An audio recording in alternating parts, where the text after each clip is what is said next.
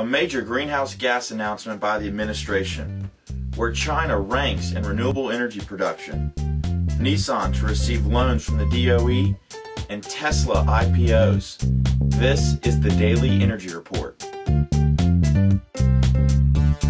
Hello and welcome to the Daily Energy Report for Monday, February the 1st. I'm Ben Lack and I'll be bringing you top stories coming from the energy sector. Leading off, Friday, President Barack Obama announced that the federal government has put a 2020 deadline to reduce greenhouse gas emissions by 28%. The hope is that these measures will save between $8 to $11 billion by the deadline and lower the U.S.'s impact on the environment. The federal government is the single largest energy consumer in the U.S., spending more than $24.5 billion on electricity and fuel in 2008 alone. And the impact of reaching the 28% greenhouse gas emissions reduction target by the deadline equals the equivalent of saving 646 trillion BTUs, which is equal to 205 million barrels of oil, or taking 17 million cars off the road for 1 year. Moving on to issues abroad, China has moved past alternative energy leaders Denmark, Spain, Germany, and the United States to become the largest manufacturer of wind turbines and solar panels.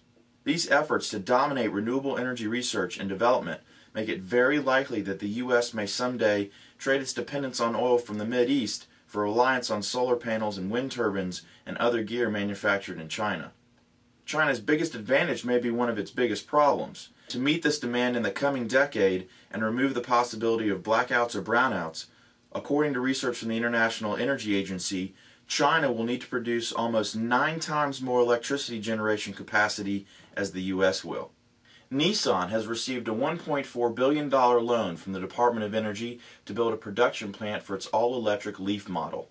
The plant, at full capacity, will be able to produce up to 150,000 cars and 200,000 lithium-ion batteries a year.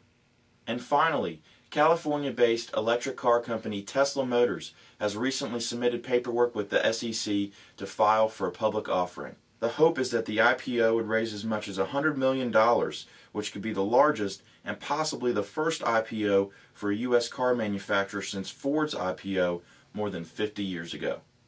That's all the time that we have for today. Thanks for watching and tune in tomorrow to check out the latest Daily Energy Report. Have a great day.